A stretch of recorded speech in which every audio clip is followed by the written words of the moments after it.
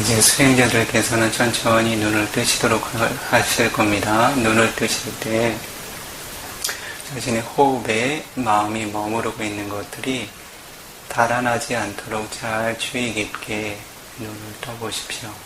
자세를 바꿀 때도 마찬가지로 수행자가 아나파나사티라고 하는 수행의 주제를 지니고 있을 때 그 수행의 주제, 자신의 몸의 자세의 변화는 있지만 그 수행의 주제에 얼만큼 지속적으로 머무를 수 있는가 스스로 한번 잘 통찰해 보시도록 하십시오.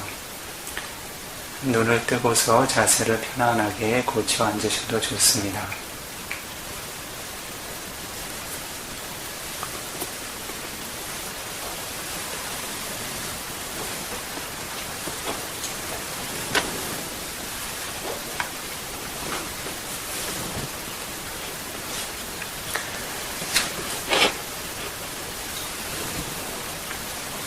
법회를 시작한 지 오늘 이틀째가 되었습니다.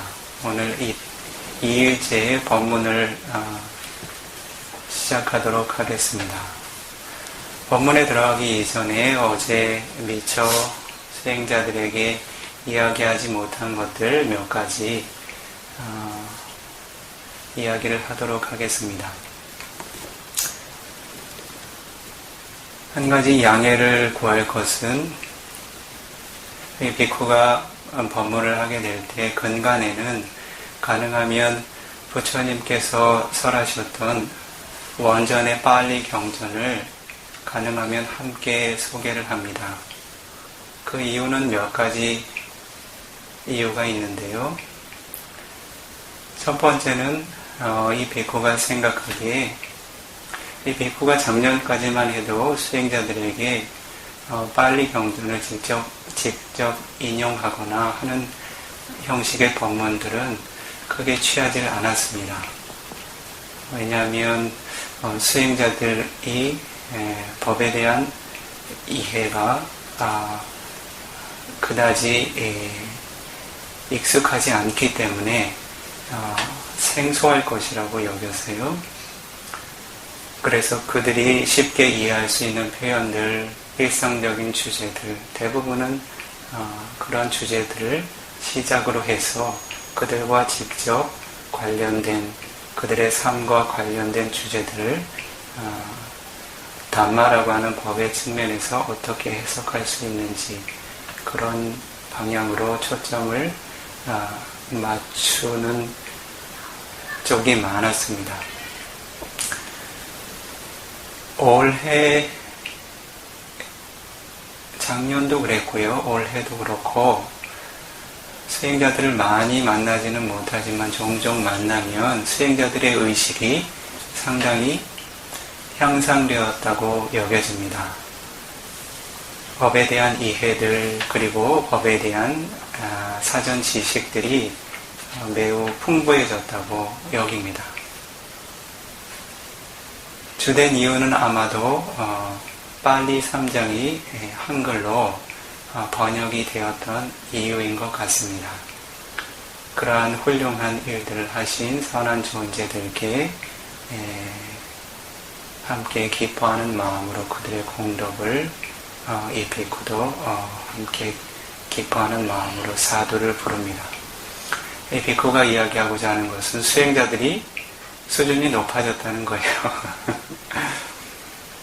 그래서 어떤 수행자들은 이 비쿠에게 찾아와서 경전에서 읽은 것들을 다 얘기합니다.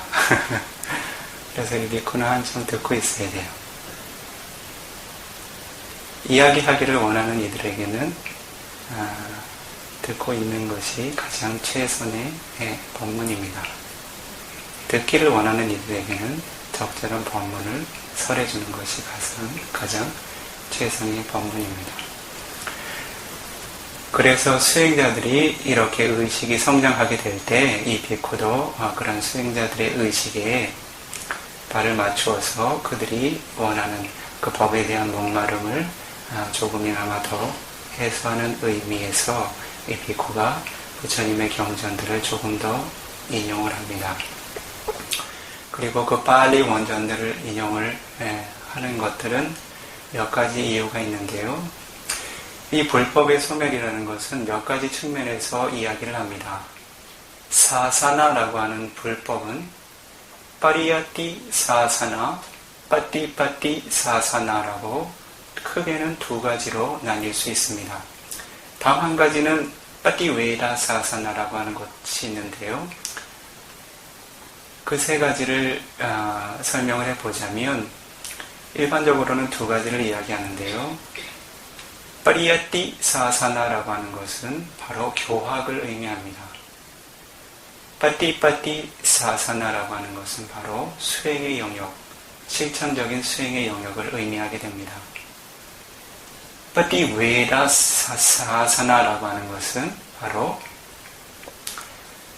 실천적인 수행을 통해서 깨달음을 얻은 성인들의 존재를 의미합니다. 그러한 것도 실제로는 빠띠빠띠라고 하는 수행의 영역에 포함할 수가 있겠죠. 그 결실의 차이라고 보실 수 있으시면 될 것 같습니다. 그래서 교학과 수행이라고 하는 두 가지의 영역이 모두 소멸할 때 불법은 소멸하게 됩니다. 그럼 수행의 영역은 어떻게 소멸하게 되는가? 인간계의 존재들 혹은 법을 수행하는 이 인간계의 존재들만 생각을 해보면요. 부처님께서 삼마삼부타의 경지를 이루시고 이 세간에서 인간의 삶을 마지막 얻으시고 잠부디파라고 하는 인도 대륙에, 지금으로 이야기하면 인도 대륙에서 처음 법을 펼치셨습니다. 그러한 이후에 판자와키라고 하는 5무리의 비쿠, 그 비쿠들을 시작으로 해서 처음 사사나라고 하는 불법의 문이 열려나가게 되었습니다.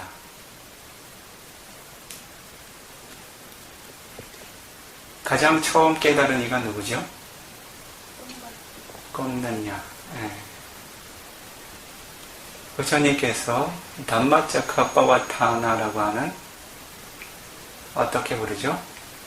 초전 법륜경을 설하셨을 때 그 꼰단냐가 깨달음을 성취하게 됩니다. 그때 부처님께서 그 기쁨을 감추지 못한 표현이 언급이 되어 있습니다.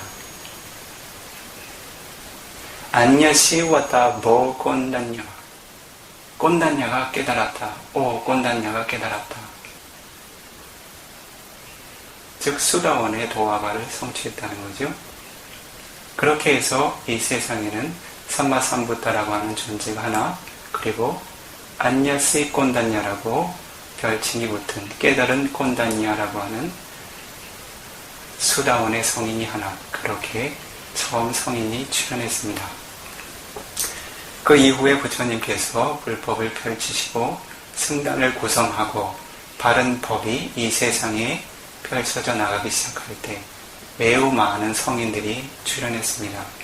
어떤 이들은 소다파티마카팔라, 수다원의 도화가를 성취하고, 어떤 이들은 스가다가미 마카팔라, 사다함의 도화가를 성취하고, 어떤 존재들은 아나가미 마카팔라, 아나함의 도화가를 성취하고, 또한 어떠한 이들은 모든 번뇌를 소멸하고 아라하타 마카팔라라고 하는 아라한의 도화가를 성취해 나가게 됩니다.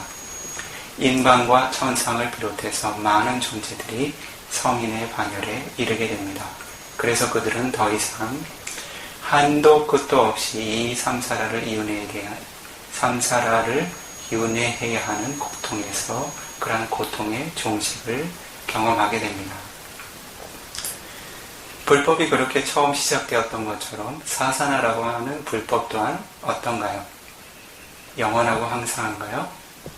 그렇지 않습니다. 사사나라는 것도 상카라의 영역의 한 일환입니다. 만약에 사사나라고 하는 것이 단 한 번만으로 영원히 존재한다면 부타라고 하는 존재는 거듭거듭 출현할 필요가 없습니다. 문헌에 의하면 부타라는 존재가 얼마나 많이 출현했다고 생각을 하세요? 얼마나 많은 부타를 기억하고 계세요? 수련할 수 없이 않다고 들었습니다. 헤아릴 수 없이 많이 만났는데 아직도 또 만나고 있다는 것은 무슨 얘기예요? 할 일을 다 못했다는 거죠. 강가라고 하는 강이 있어요. 지금은 겐지스라고 부르죠. 베코도 한번 방문한 적이 있는데요. 강가강의 그 백사장이 매우 넓고 길게 펼쳐져 있죠. 그 백사장에 모래알갱이들이 얼마나 많다고 생각하세요? 할 필요 없이 많다고. 10시간이 있으시면 한 번씩 세보시죠.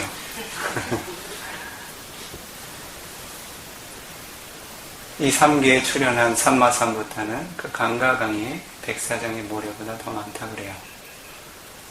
그러나 존재들은 무명의 곤래에서 벗어나지 못했기 때문에 어떻게 해요? 아직도 얼마나 더 많은 부타들을 지나서야 하는지 모릅니다. 그렇다고 부타가 오늘도 출연하고 내일도 출연하고 그런가요? 부타가 출연하는 일은 매우 어렵습니다. 매우 긴 시간을 요구해요. 다행히 지금 이 시대는 매우 축복받은 시대입니다. 바타카파라고 부릅니다. 바타라고 하는 것은 뭐랄까 훌륭한 이익을 가졌다는 거예요. 까빠라고 하는 것은 겁이라고 부르나요? 이 세간이 그 세상이 출현하고 형성이 되고 소멸하는 주기가 있습니다. 그 하나의 주기를 까파라고 부릅니다. 이 세간이 소멸할 때는 때로는 불로 소멸하기도 하고 때로는 물로 소멸하기도 하고 때로는 바람으로 소멸하기도 합니다. 그런 수많은 소멸을 거듭해서 이 세간이 완전히 소멸되는 것을 마하카파라고 부릅니다. 바타카파라고 하는 것은 그 하나의 카파 안에 그 수많은 이 세상의 생성과 소멸 안에 네 분의 부타가 출현하신다는 거예요. 그런 사례는 매우 드물죠. 순야카파라는 것이 있어요. 순야카파는 부타가 그 겁 안에는 출현하지 않는 겁도 있습니다. 무명이 매우 길고 길게 드리워져 있는 시간들이죠. 예를 들면 한 겁 안에 하나의 까빠 안에 한 존재가 인간으로 계속 태어난다고 가정을 했을 때 그 존재가 죽으면 뭘 남길까요? 뭘 남기세요? 그렇게 수준 높은 대답 하지 마세요. 뼈를 남기죠. 한 존재가 하나의 겁 안에 거듭거듭 인간으로 태어나서 남긴 뼈를 쌓아두게 되면 웨뿔라라고 하는 아주 큰 산보다 더 높다고 그래요. 웨뿔라 산이 얼마나 높은지는 모르겠어요. 그런데 주석서에 보면 건강한 사람이 사흘을 꼬박 올랐다가 사흘을 꼬박 내려와야 하는 산이라 그래요. 이 베코는 등산을 해본 경험이 별로 없어서 잘은 모르겠지만 사흘을 꼬박 올라야 하는 산이면 작은 산은 아니죠. 어떠세요? 자신의 뼈가 그렇게 많이 쌓여왔다는 사실들이 믿겨지세요? 그 사이 안에 얼마나 많은 생애들이 반복이 됐을까요?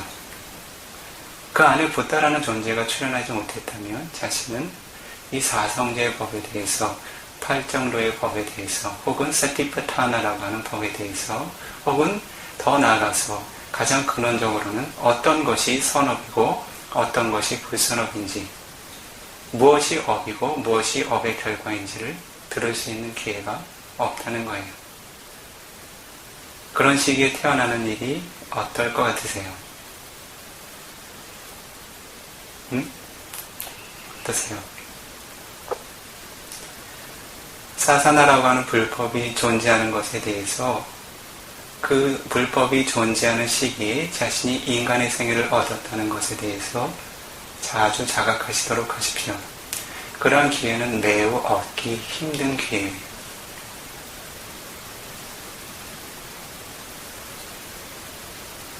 그래서 이 불법이 소멸하는 것은 바로 이 세간에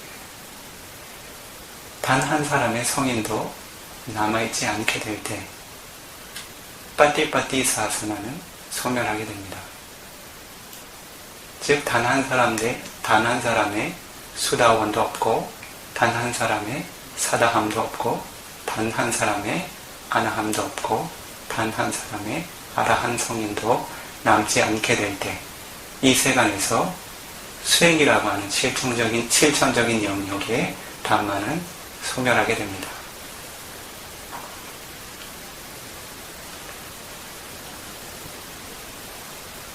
그래서 이 불법을 진정 지키고자 한다면 어떻게 하셔야 되겠어요? 자신 스스로가 불법의 생명이 될 수 있도록 노력하셔야 됩니다. 이 불법을 위해서 많은 보시를 하는 것도 훌륭한 선업이 됩니다. 그러나 그러한 물질적인 보시만으로 이 불법의 생명은 유지되지 않는다는 것을 기억하셔야 됩니다. 인도도 그렇고 스리랑카도 그렇고 이전에 아라한의 도화과를 성취한 비코들이 500, 1000, 2000 모여서 훌륭하게 수행했던 장소들을 지금 한번 가보십시오. 무엇만이 남아있어요? 돌덩이들만 남아있어요. 불법이 무엇을 의미하는 것 같으세요? 훌륭한 탑을 의미합니까? 훌륭한 사원을 의미합니까? 불법은 바로 법을 경험하고 있는 이들의 내면에 살아있는 법의 핵심을 의미하는 거예요.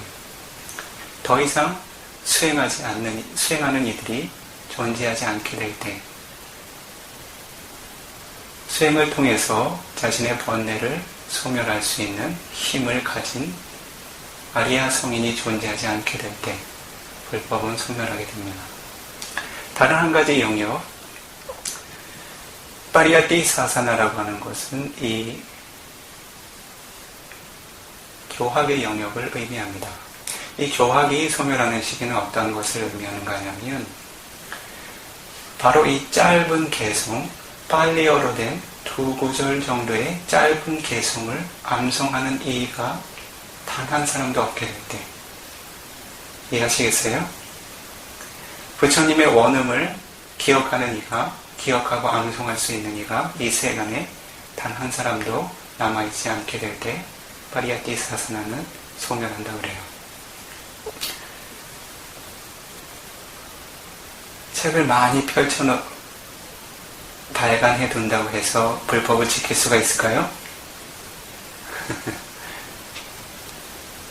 그 불법을 실제로 이해하고 자신이 숙지할 수 있는 이들이 존재하지 않게 되면 어떻게 돼요? 불법이 소멸된다는 거예요. 그래서 이 불법을 소멸하지 않도록 자신이 불법의 주체가 되고 생명이 되기 위해서는 어떻게 하셔야 되겠어요? 부처님의 음성을 많이 듣고 많이 되뇌이시도록 하십시오. 그렇게 하면 자신이 이 불법의 생명을 유지할 수 있는 훌륭한 구성원이 될 수가 있어요. 그래서 이 수행자들께서 이 비코도 마찬가지고 이 비코도 부처님의 언어에 대한 이해가 그다지 깊지는 않습니다.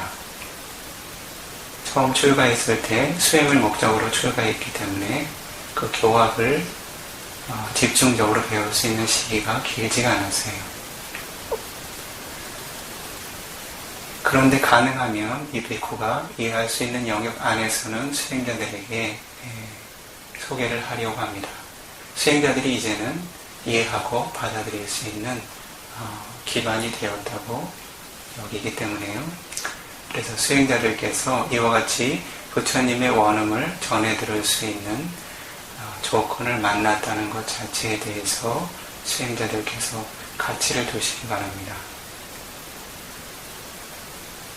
만나기 힘든 법을 만나게 된 것에 대해서 가치를 두고 그 법의 주인이 될 수 있도록 자신 스스로도 노력하실 수 있도록요. 그러한 목적이 한 가지 있습니다. 그래서 수행자들께서 그러한 선업의 공덕들을 쌓으실 수 있도록.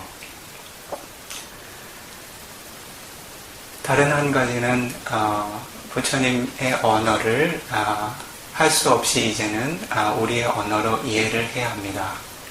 그런데 그 언어가 언어적인 측면에서는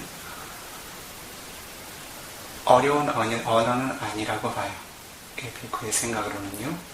언어학적인 측면에서는 어려운 언어는 아닙니다. 왜냐하면 계속 진화하고 발전해온 언어가 아니라 수명이 길지 않은 언어였어요. 그래서 마치 한 시대에 동결되어 버린 것처럼 그 시대 이후에는 거의 문헌에 기록된 그 언어의 영역 정도만 남아 있습니다.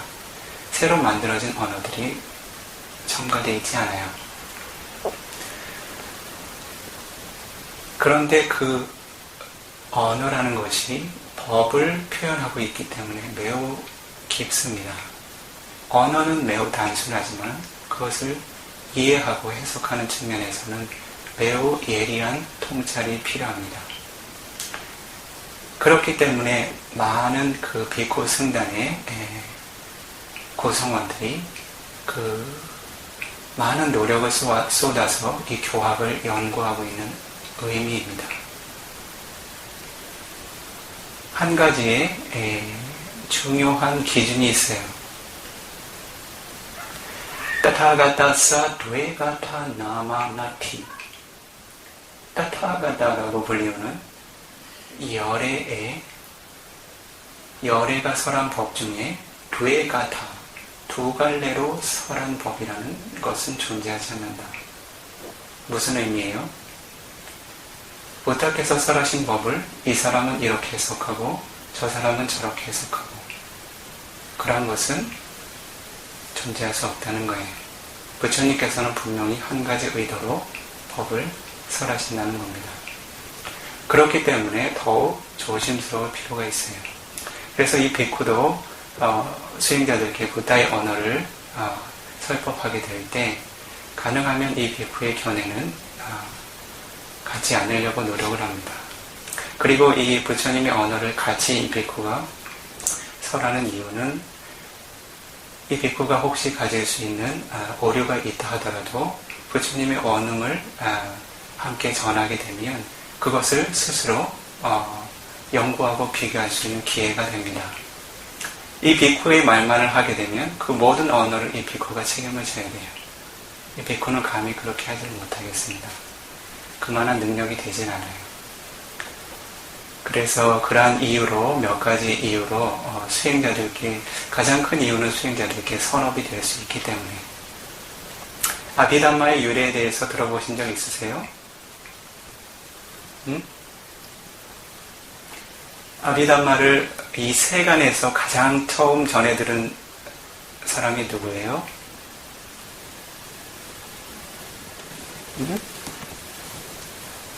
누구요? 네? 부다고사?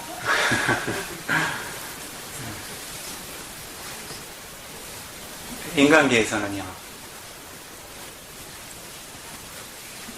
부다고사께서는 아비담마타 상가하라고 하는 주석서를 쓰셨죠. 불멸 이후에 한 세기 정도 지난 이후에요.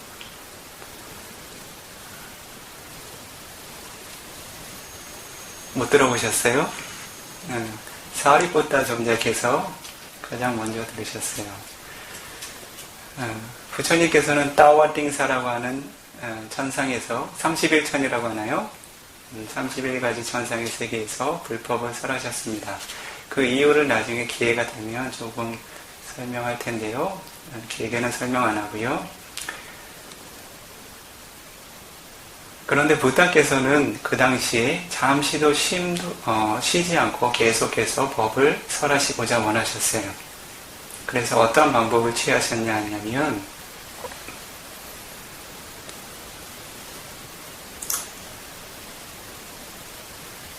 부처님께서 지니셨던 신통 중에 하나가 자신의 몸을 새롭게 만들 수 있는 신통을 지니고 계셨어요.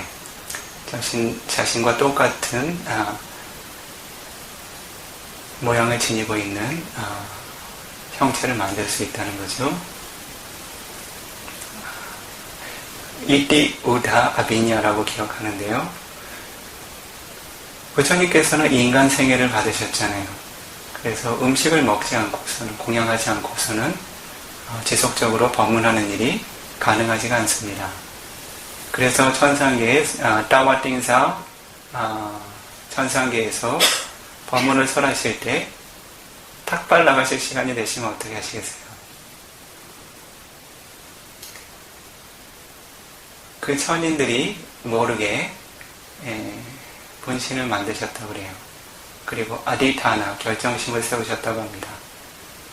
이 열애가 탁발을 다녀와서 공양을 취하고 돌아올 때까지 어느 부분부터 어느 부분까지 설법이 완성되리라고 결정심을 세우셨다고 합니다. 그러면 그 남아있는 분신 열애께서 법을 지속해서 설해 나가셨다고 그래요. 부처님께서는 카필라와투라고 하는 그 부처님께서 부처님의 태생지의 그 북쪽 지방에 위치하는 히말라야하고 아주 가까운 지역에 대중이 많지 않은 지역으로 탁발을 나가셨어요. 나가셨을 때 대중이 없기 때문에 수발할 사람이 없었습니다. 단 한 분 사리푸타 존자가 그때 와서 부처님의 수발을 드셨어요. 공양을 하시고 부처님께서 공양을 마치시고 휴식을 취하실 때 옆에서 수발을 드셨습니다. 그때 부처님께서 아주 간략하게 천상에서 이런 법문을 설했다라고 사리푸타 존자에게 설하게 됩니다. 그것이 바로 처음 아비담마가 인간계에 설해진 시작이에요. 그런데 그 아비담마는 지금 여러분들께서 공부하고 계신 아비담마하고는 다른 형태입니다. 다른 형태라고 하는 것은 매우 축약적인 형태였어요. 왜냐하면 시간이 많지 않았기 때문에 그 제목 정도만 이야기했다고 그래요. 상세한 내용들은 풀어서 이야기할, 설명할 시간적인 여유가 없었죠. 근데 사리푸타 존자는 어떤 존재였어요? 지혜가 매우 출중했고, 그리고 좁게 설어진 법을 넓게 확장해서 다시 설할 수 있는 특별한 능력을 지니고 계셨어요. 그래서 그렇게 아주 축약해서 설한 법문을 사리푸타 존자가 다시 확장해서 설하게 됩니다. 그 설할 때 그러면 사리푸타 존자께서 임의로 설하셨는가 하냐면 그렇진 않아요. 부타께 다시 확인합니다. 열애시여 이 제자는 이와 같이 부타의 가르침을 이해하였습니다. 그것이 맞습니까? 라고 묻게 될 때 부처님께서는 그 모든 법이 훌륭하게 확장되었다라고 인가를 하시게 됩니다. 그런 인가를 받은 이후에 사리푸타 존자께서 바로 그의 밑으로 출가한 500인의 비쿠에게 아비담마를 설하게 돼요. 그것이 바로 대중에게 처음 설해진 아비담마의 시초입니다. 이 비쿠가 이야기하고자 하는 것은 그 500인의 비쿠의 전생의 이야기를 이야기하고 싶은 거예요.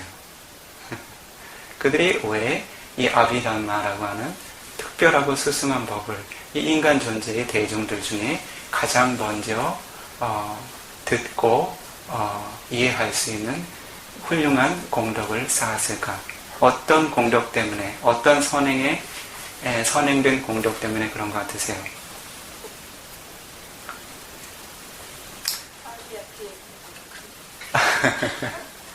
아마 까사파 부타의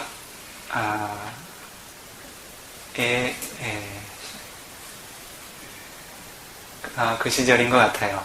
그때 부처님의 승단이 구성되어 있을 때 부처님들께서 승단의 비코 스님들께서 이제 한때는 동굴에 가셔서 그 아비담마를 거듭거듭 이렇게 독송을 하면서 지내셨다 그래요.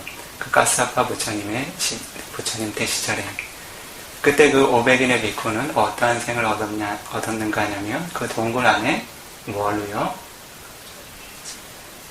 생각이 안 나요. 뭐지? 저기 뭐? 동굴 안에 사는 그 박쥐. 박쥐의 생을 얻었다 그래요. 그래서 그 동굴 안에서 독송되는 그 아비담마, 파타나들 그런 것들을 거듭거듭 들었겠죠.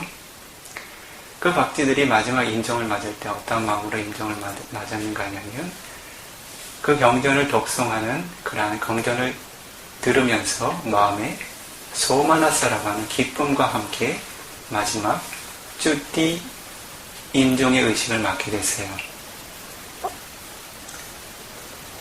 그러고 나서 그러한 공덕을 지니고 나서 그 다음에 고타마 부다가 출현하는 그러한 긴 그 부다와 부다 사이의 긴 시간 그 시간들 동안 단 한 번도 사학체에 떨어지지 않았다고 해요. 거듭거듭 인간과 천상계를 오가면서 그 공덕의 결과를 누렸다고 합니다. 그것을 부러워하시면 안 되죠. 아직은 불확실하잖아요. 그것은 단지 기본일 뿐이고요. 중요한 것은 고다마 부처님 시절에 비코 승단의 일원이 되고 가장 먼저 아비담마라고 하는 높고 수승한 법을 전해 듣고 그 법을 전해 듣고 성인의 반열에 들 수 있었다는 거예요. 그 모든 비코들이. 생각을 해보세요. 박쥐가 인간의 언어를 이해할 수 있을까요? 의문이 생기지 않으세요? 이해하지도 못하는 법문을 듣고 어떻게 그런 큰 공덕이 생겨났을까?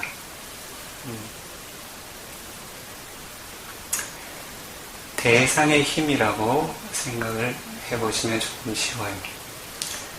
소마나사라고 하는 기쁨과 즐거움 혹은 삐띠라고 하는 환희심이라고 하는 것은 세간의 대상들을 통해서도 생겨날 수 있어요. 예를 들면 자신의 자녀들을 볼 때도 그런 만족과 기쁨들은 생겨납니다. 그런데 그런 마음들은 어떻게 해요? 감각적인 가래를 기반으로 하고 있어요. 그 대상 자체가 감각적인 그 오온을 자극하는 감각적인 대상들입니다. 쾌락을 가져다주는 눈을 즐겁게 하고 귀를 즐겁게 해주는 단순한 대상입니다. 그 법을 실제로 이해하지 못한다 하더라도 그 법이 지니고 있는 대상의 수승함 때문에 그 수승한 대상을 자신의 육문을 통해서 경험하면서 선업의 마음을 쌓게 되면 그만큼 훌륭한 이익을 가져다 준다는 거예요. 여러분들은 어떠세요? 들을 수도 있고 이해할 수도 있어요. 그렇다면 그 이후의 이익들이 얼마나 크다고 생각하세요? 법을 듣는 것에 대해서 게으름이 있으면 되겠습니까? 부처님의 언어를 듣는 일에 있어서 소홀함이 있으면 되겠습니까? 응? 그런 이유 때문에 그래요. 수행자들이 많은 이익을 경험하기 위해서. 이 비코 스스로에게도 많은 이익이 될 겁니다. 그래서 그러한 것들을 우선은 간략하게 수행자들에게 이야기를 하고요. 이후에 이어질 법문들하고도 상당히 연관이 있기 때문에 이 비코가 조금 상세하게 이야기를 했어요.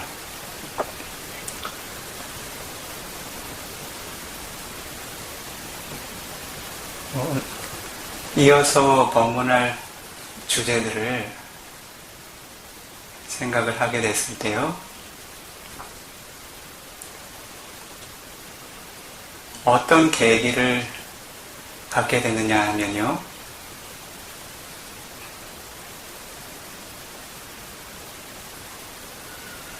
이 장소에 초청받게 될 때 여러 수행자들의 공덕들이 있었어요. 그렇죠? 이 비쿠가 오고 싶다고 해서 와지는 장소는 아니에요. 이 장소는 아주 좋은 장소예요. 스스로 오고 싶다고 와지는 장소는 아닙니다. 이 지견 명성원의 수행자들께서 많은 선업의 공덕을 쌓으셨어요. 이 비쿠도 특별히 그 수행자들의 여법한 청법이 없으면 특별히 노력하지는 않습니다. 왜냐하면 그런 여법함이 갖춰지지 않으면 이후에 장애들이 많이 생길 수 있어요. 그런 장애들을 경험하면서 진행하게 될 때 많은 손실이 생깁니다. 그렇기 때문에 그런 여법함을 갖추게 될 때 그런 장애가 적고 이익이 더 많이 생겨날 수 있죠. 이 비쿠 스스로에게도 허물이 적고 청법을 한 수행자들에게도 장애와 허물이 적죠. 한 수행자께서 비쿠하고 오래전에 청법 요청을 하셨어요. 작년부터 그러셨죠? 올해도 그러셨고, 올해는 개인적인 사정 때문에 즉시 이렇게 응답은 못했어요. 그런데 약속을 했죠. 사실은 그 약속 때문에 지금 이 자리에 와 있게 된 건데, 구체적인 일정을 위해서 다시 이렇게 청법하신 분이 계셨어요. 누군지 얘기해도 돼요? 대광명이라는 수행자께서 비쿠에게 청법 요청을 하셨어요. 마하로가라고 해야 되나요? 마하라는 것은 큰 뜻이에요. 크다는 뜻이에요. 알로가라고 하는 것은 빛, 광명이라는 뜻이에요. 마하로가 하면 대광명이겠죠, 말 그대로. 수행자께서 요청을 하게 될 때 한 가지 가까운 분들은 아실 거예요. 솔직하시잖아요. 그죠? 한 가지 이렇게 몇 가지 이야기를 하시는데, 이 비쿠가 예전에 그 설한 법문들을 계속 듣고 계신다 그래요. 그리고 주무실 때도 항상 그것을 법문을 들으시면서 잠에 드신다 그래요. 그 말씀을 하셨어요. 뭐 다른 목적은 아니고 그 법문을 듣는 아마 그 환희심 때문에 그러셨던 것 같아요. 이 비쿠 생각은 그래. 그런가요? 그래서 이런 법문의 주제를 생각을 한 것이요. 수행자들이 법문을 들을 때 어떠한 이익들이 생겨나는지, 부처님께서 어떠한 이익들을 보장하셨는지 그런 법문들을 조금 열어서 설명해 보려고 그래요. 그 법문이 마무리가 되면 지금 확실히 정하지는 않았지만 아마 조금 깊은 내용의 법문들이 진행이 될 것 같은데 일정을 좀 봐야 되겠어요. 남은 일정 사이에 그 법문이 끝날지 모르겠어요. 왜냐하면 이 비쿠가 한 가지 결정심을 세우고 법문을 하게 되면 그 결정심을 모두 시간 안에 완성하려고 노력을 합니다.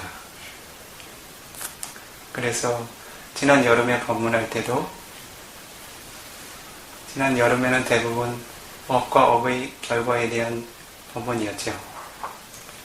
그래서 이 비쿠가 어느 영역까지 설법을 하겠다라고 하는 결정심이 있었어요. 그런데 시간이 생각만큼 여의치 않았죠. 그래서 그때 어땠어요? 한 번 앉으면 4시간 정도 계속 앉아 있었어요.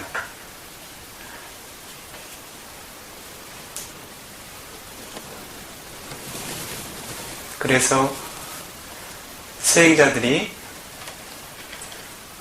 그때는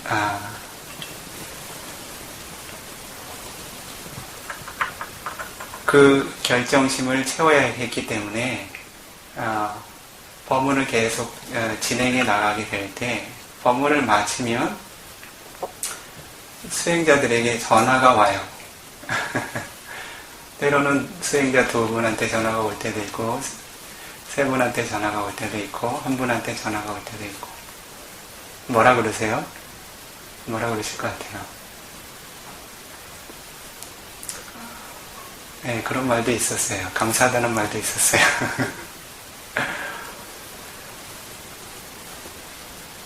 법문이 너무 좋아서 행복한데요. 행복한데요 하면 뭐예요? 뒤에 뭐가 있다는 거죠. 행복합니다 라면 마무리된 거잖아요. 행복한데요. 그 뒤에 뭐가 있을까요? 법문을 좀 짧게 해주세요.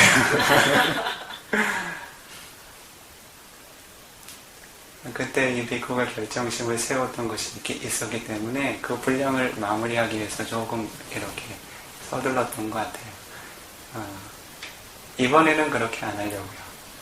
이번에는 시간이 허락되는 만큼만 이 비쿠가 이렇게 조금 속도를 빠르게 하지 않고 필요한 것들을 충분히 짚어가면서 하려고 해요. 그래서 일정이 어떻게 될지는 아직은 예측은 못하겠어요. 후반기 법문은 아비담마하고 상당히 조금 연관이 있을 수 있어요. 실제 수행의 영역과 관련된 영역의 한계 내에서요. 교학적인 아비담마를 공부하는 그러한 방식은 아니고요. 수행자들이 이 물질과 정신 현상들을 어떻게 이해해 나가야 되는지에 관한 것들이 조금 초점이 될 수 있어요. 그래서 처음부터 너무 무거운 법문의 주제들을 이끌어 나가면 수행자들이 조금 무거워질까 봐요. 원래도 무거우시죠? 그래서 처음에는 마음을 가볍게 법문을 듣는 이익들이 어떤 것이 있는지, 실제로 이런 법문을 듣게 될 때 어떠한 이익들이 보장되어 있는지, 부처님 시절 때에는 그러한 이익들을 어떻게 설했는지, 그러한 것들을 들으면 어떨까요? 환희심이 생겨나겠죠.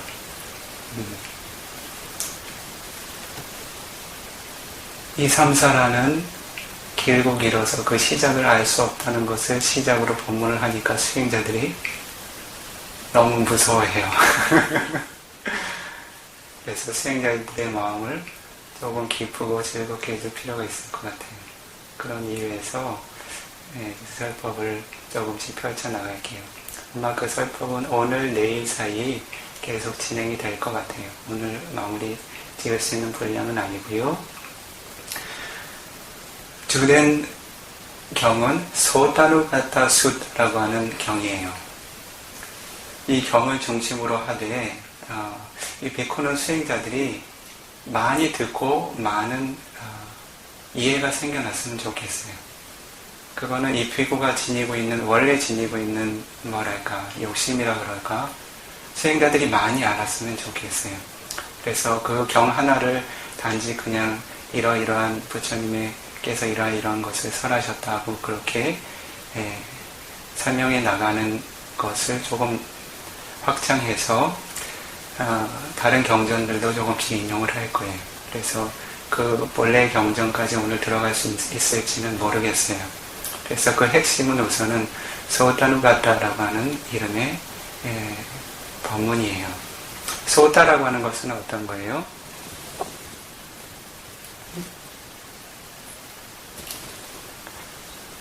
소타, 귀, 짝쿠, 눈, 간나, 코, 지와, 혀, 가야, 몸, 만나, 마음. 육문의 한 가지죠. 아누가타라고 하는 것은 거듭거듭 도달한다는 뜻이에요. 그래서 소타누가타라고 하는 것은 자신의 이식에 거듭거듭 도달함의 법이라는 뜻이에요. 즉 귀에 거듭거듭 도달한다는 뜻이에요. 뭐가 도달할까요? 법문이 도달하겠죠. 네. 지금 뭐가 도달하고 있어요?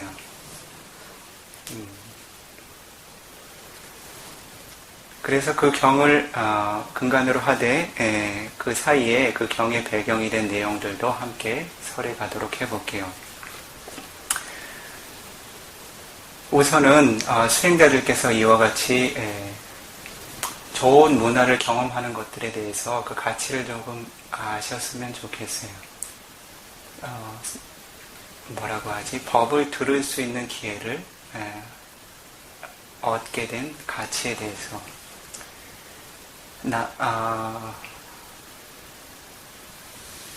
미얀마라는 나라는 그런 문화가 잘 돼 있어요. 그 법을 보시하는 문화가 잘 돼 있어요. 그래서 그 대중들이 그 여러 곳에서 자주 법회를 주관을 해요. 그리고 훌륭한 설법자들을 초청을 해서 그 법회에 관련된 모든 것들을 보시를 해요. 장소부터 해서 모든 것들을. 그래서 그 장소에 있는 모든 이들이 그 법의 이익들을 함께 나눠줘요. 그래서 하루도 법음이 끊기는 날이 없어요. 그런데 우리가 사는 땅은 아직은 어렵죠. 많이 확산이 되었으면 하는 바람이에요. 그래서 이 비코도 틈이 나면 아주 훌륭하게 잘 능숙하게 설한 법은 아니라고 생각을 해요, 스스로가. 그렇지만 이 비코 개인도 매일매일 1년 365일 수행자들을 계속 만날 수는 없어요. 아직은 그렇지 못합니다. 그래서 법문을 할 기회가 있으면 가능하면 자료를 남겨서 수행자들에게 이렇게 다음에 거듭거듭 들을 수 있도록 법보시를 하는 정도는 하고 있어요. 왜냐하면 그들에게 그 법음이 계속 전달이 되게 될 때 그들에게 생겨날 수 있는 이익을 알고 있기 때문에.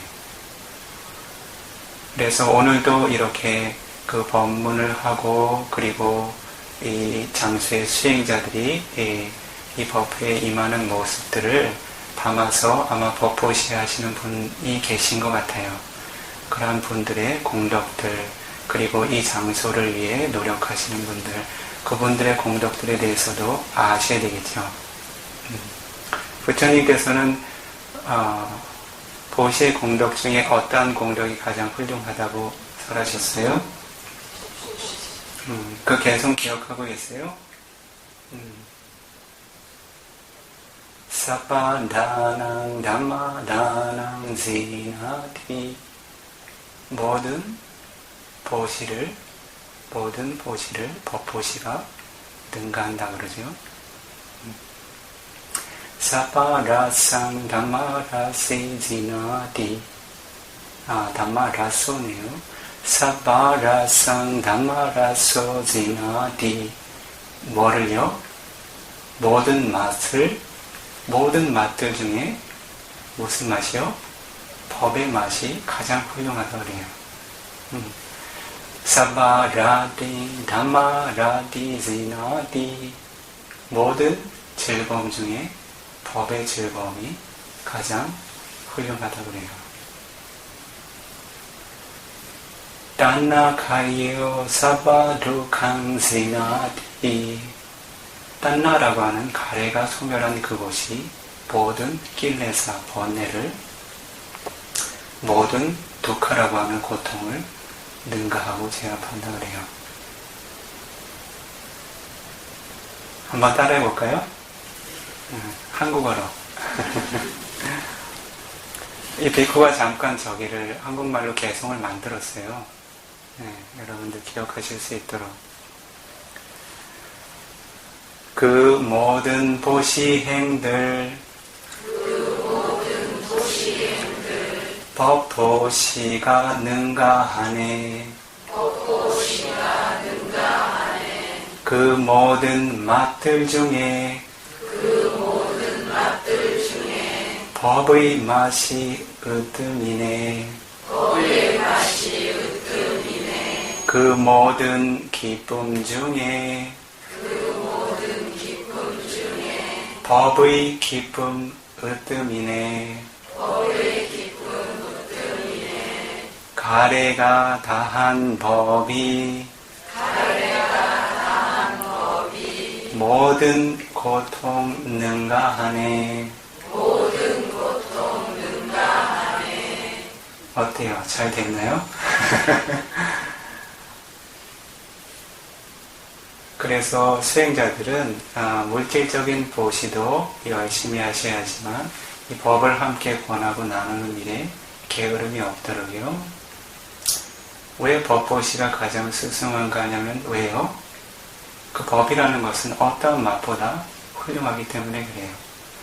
아마 사마디라고 하는 마음 집중의 힘들, 삶의 힘들이 어느 정도 개발이 되면 조금씩 알게 되실 거예요.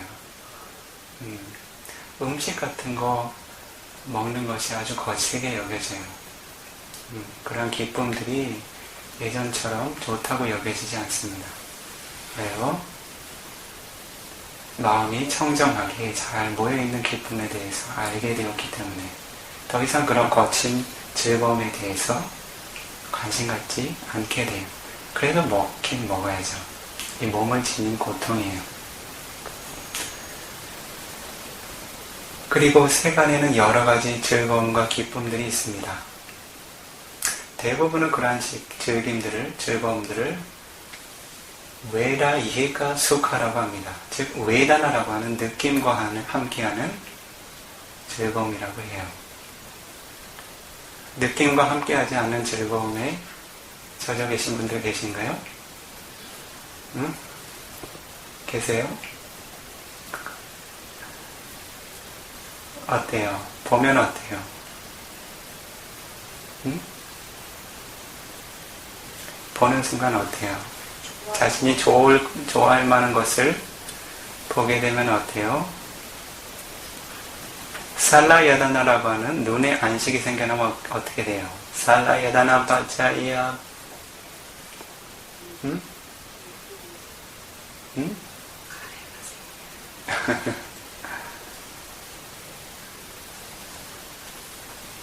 파사라고 하는 접촉이 생겨나죠. 보는 현상이 생겨나요. 보는 현상이 생겨나면 어떻게 돼요? 습관적으로 습관적이지 아니죠. 이것은 반드시 느낌이 한 가지 생겨나게 돼요. 파사 빠자요 웨다나. 파사라고 하는 접촉을 원인으로 해서 느낌이 생겨나게 됩니다. 웨다나 빠자야 단나. 느낌을 원인으로 해서 딴나라고 하는 가래가 생겨나고 딴나 빠자요 바다나. 딴나라고 하는 가래를 원인으로 해서 집착이 생겨나게 됩니다. 지금까지는 어땠어요? 그런 즐거움에 사셨잖아요. 그 이외의 것이 있었나요? 대상은 여러 가지예요. 그러나 그 핵심을 보면 어때요? 눈의 접촉, 귀의 접촉, 코의 접촉, 혀의 접촉, 몸의 접촉, 마음의 접촉. 그 접촉을 통해서 새로운 느낌을 형성하고 그 느낌의 가래를 일으키고 집착하고 그 대상에 거듭거듭 집착하고 즐거워하고. 집착은 두 가지로 드러나요. 아시죠? 만족과 불만족의 형태로 드러납니다. 만족스러우면 기뻐하고 불만족스러우면 실망하고 좌절하고 분노하고 그것의 연속이었죠. 이것이 바로 웨다 이에카 수카라는 거예요. 웨다나라고 하는 느낌을 근간으로 해서 생겨나는 이 욕계의 존재들이 벗어날 수 없는 마음의 흐름입니다. 그러한 거친 즐거움들을 점점 혐오하게 돼요. 무엇을 알게 되었을 때? 법의 맛과 법의 기쁨을 알게 됐을 때. 담마 라사와 담마 라띠를 알게 될 때, 법의 맛과 법의 기쁨을 알게 될 때 거친 즐거움들은 점점 혐오스럽게 느끼게 돼요. 그러나 그것으로부터 완전히 자유롭다고 이야기하는 것은 아니에요. 일시적인 지혜 마음과 결합한 결과들이에요. 그것도 상카라, 조건적인 현상입니다. 일시적인 현상들이에요. 이와 같이 세간의 어떤 대상을 통해서도 경험할 수 없었던 맛과 기쁨을 함께 나눌 수 있도록 보시하는 것이 얼마나 훌륭해요. 그렇기 때문에 법을 보시하는 일이 훌륭한 거라고 그러는 거예요. 아무리 좋은 음식을 보시하고 아무리 좋은 것을 보시해도 그것은 어떤 즐거움이에요? 육문을 통한 즐거움이에요. 거듭거듭 새로운 업을 형성하는 종류의 즐거움들입니다. 대부분은 불선업을 형성하죠. 그렇죠? 그렇죠. 선업이 많아요? 불선업이 많아요? 집착하는 대상에 집착하는 것들은 모두 불선업이죠.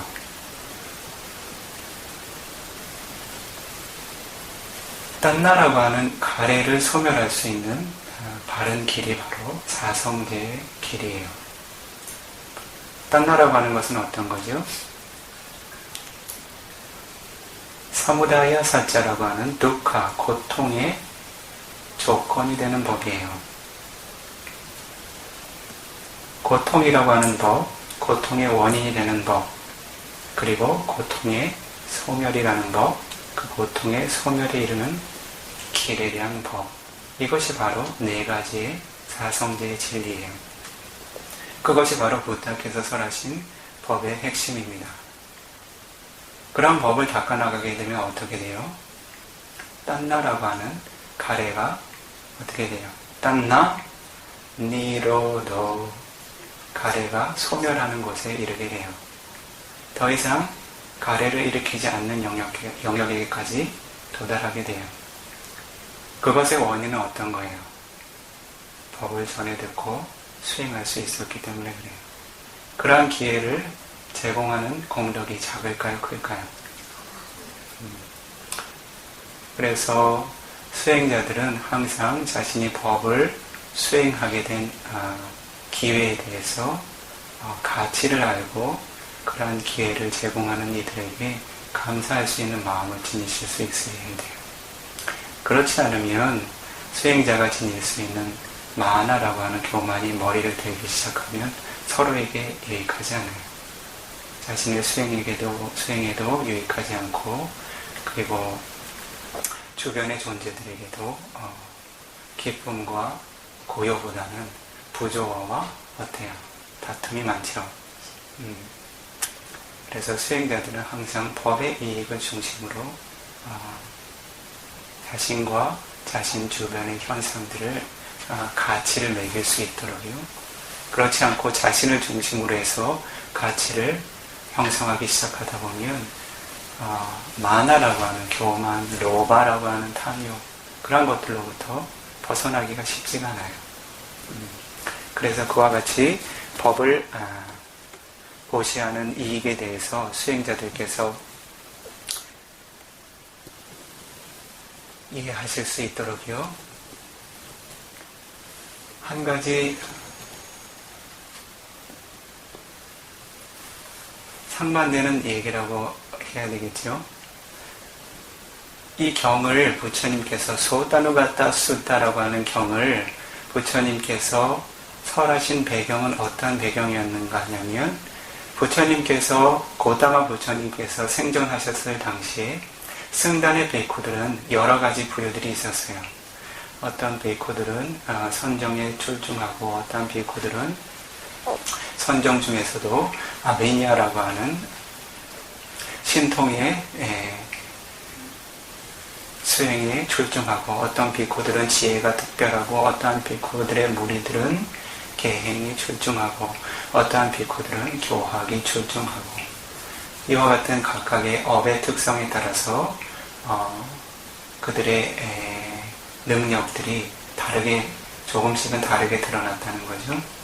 다 동일한 조건을 가지지 않았다는 거예요. 그 중에도 대와다타라고 하는 악한 비코들도 있었죠. 부처님을 여러 번이나 살해하려고 노력을 했죠. 승단을 자신의 수중 안에 넣으려고도 노력을 했습니다. 지금 이 시대에도 마찬가지예요. 이 성단 안에는 항상 그 부처님의 바른 법의 영역 안에 머무는 비구들만 존재하지는 않습니다. 그 시대에도 마찬가지. 한 비구의 무리들이 교학에는 아주 출중했어요. 그 법을 이해하는 측면에서는 매우 특별했습니다. 그래서 스승 소리를 듣고 살았죠. 제자들도 많이 있고. 그런데 자신이 그 교학에 대한 교만이 생겨나기 시작하겠죠. 당연히 마나라고 하는 교만이 생겨나기 시작하겠죠. 이것은 어느 누구에게나 마찬가지예요. 이 비쿠에게도 마찬가지 없지 않습니다. 그러나 그런 것들을 얼만큼 자각하고 자신이 그런 마음에 이끌려가지 않는가, 그런 마음의 출현이 더 적어질 수 있도록 자신의 마음을 얼만큼 닦아나가는가. 더 나가면 어떻게 해야 되겠어요? 만화가 없는 정신적인 상태까지 가야 되겠죠. 어디까지 가야 되겠어요? 만화는 어때요? 언제까지 남아있어요? 아나함이라고 하는 세 번째 성인의 도화과를 증득한 이에게도 미세한 종류의 만화는 남아있어요. 그렇기 때문에 또 한 번의 생애를 얻게 되는 거예요.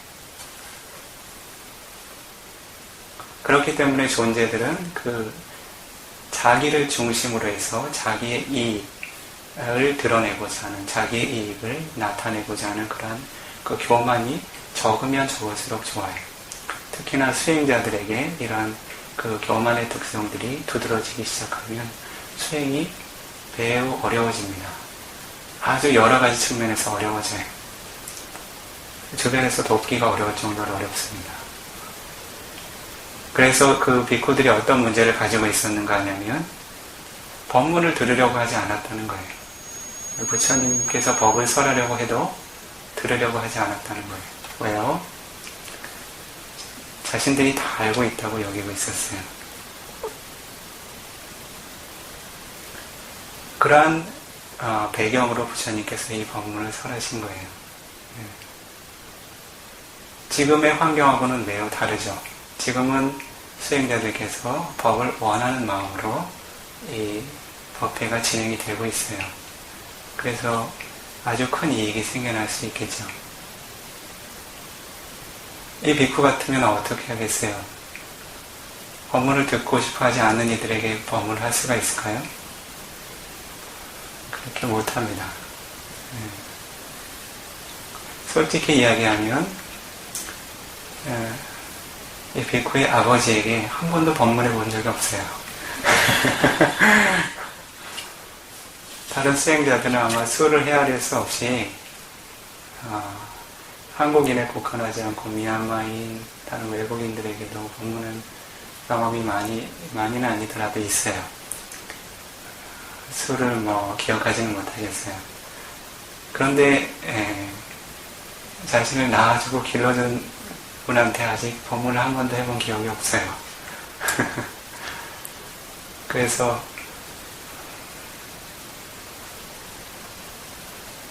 읽고서라도 이해하시면 이해하십시오라고 편지는 가끔 써요. 그런데 듣고 싶어 하지 않는 사람에게 법문하기는 매우 어려워요. 그런데 부처님께서는 그렇지 않으셨다는 거예요. 부처님께서는 존재들의 가치를 분명하게 통찰하고 계세요. 실제로 그 비쿠들은 그 바르게 수행하면 그 생에 아라하타 마카팔라를 성취할 수 있는 공덕을 지니고 있었어요. 그런데 그렇게 교만을 누르지 못하고 계속 자신들의 아집대로 살아가게 되면 그러한 이익을 얻지 못할 것이라는 것을 아셨어요. 그렇기 때문에 부처님께서 연민심으로 설하신 거예요. 법문을 들어야 하는 이익에 대해서 설하신 거예요. 이러한 배경을 이해하면 부처님의 연민심의 종류에 대해서 조금 더 가깝게 이해가 되겠죠. 법문을 듣기 싫어하는 이들이 법문을 듣고 싶어 하실 때까지 법문하신 거예요. 그런데 만약에 그 존재들이 어떨까요? 법을 들어도 이익을 얻을 수 없는 이들이라면 어떻게 했을까요? 부탁해서 법을 설하지 않으셨을 거예요. 왜냐하면 부처님께서는 이 존재들에게 법을 설하기 위해서 4아승직업과 10만 개의 우주가 새롭게 생성하고 소멸되는 긴 시간을 바람 위를 닦으셨어요. 아주 힘들게 닦으셨어요. 시간적으로 생각을 해보세요. 이 비코가 자세하게 설명할 시간은 없지만 아상카야라고 하는 시간, 즉 시간의 단위로 가늠할 수 없는 시간, 깝바라고 하는 긴 시간, 그런 것이 4번, 10만 번 반복될 시간이라고 하는 것은 상상하기가 어려운 시간이에요. 그런데 실제로 불성을 이루고 법을 펼치신 기간은 어때요? 매우 짧아요. 45왕거에 불과해요. 그것은 아마 아주 작은 티끌과 큰 태산을 비교해도 비교할 수 없을 만큼의 차이일 거예요. 그래서 부처님께서는 어떻게 하셨어요? 항상 까루나, 마하까루나라고 하는 대연민심을 주제로 해서 선정해 드신 이후에 데이파자쿠라고 하는 천안통을 통해서 존재들을 살피셨어요. 그 영역 안에 있는 존재들은 모두 그 근기가 부처님의 지혜 안에 드러납니다. 그래서 그 존재들이 만약에 법을 얻을 수 있는 이익을 그러한 근기를 지니고 있었다면 어디든지 가셨어요. 그 존재가 법을 듣기를 원하건 듣지 않기를 원하건 반드시 법을 들어서 깨달음의 영역까지 이룰 수 있도록 부처님께서 이끌어 가셨어요. 그것이 바로 삼마삼부타라고 하는 스승이 지닌 가치와 다른 스승들이 지닌 가치의 차이예요. 이 비코도 그런 경험이 종종 있어요. 어떤 수행자들은 이야기를 해요.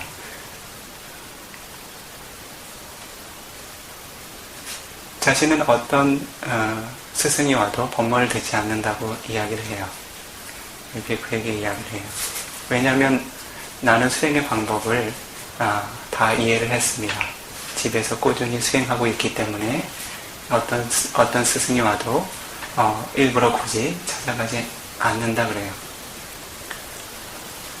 그래서 특별히 대꾸를 하지 않았어요. 그런데 자신의 견해가 그렇게 옳다고 이야기하는 이에게 특별히 해줄 만한 이야기는 없어요. 그 이유에 대해서는 나중에 이 법문이 마무리될 무렵에 아마 이해를 하게 되실 거예요. 그런 견해들이 어떠세요? 바른 견해라고 생각하세요? 어떠세요?